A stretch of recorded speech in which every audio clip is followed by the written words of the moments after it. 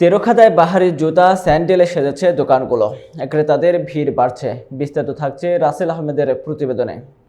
ঈদ মানেই নতুন পোশাকের সঙ্গে মানানসই জুতা বা স্যান্ডেল, তাই পছন্দের পোশাকের সঙ্গে মিলিয়ে চলছে পাদুকা কেনার ধুম।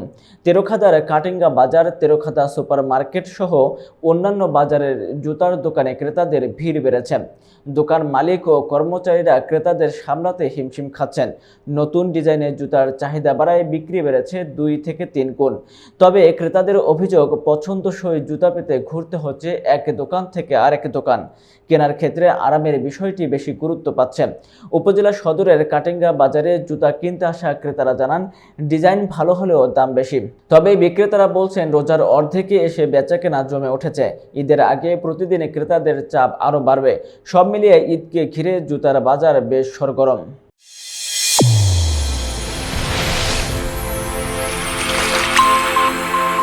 চ্যানেল A1, হৃদয়ের স্পন্দন।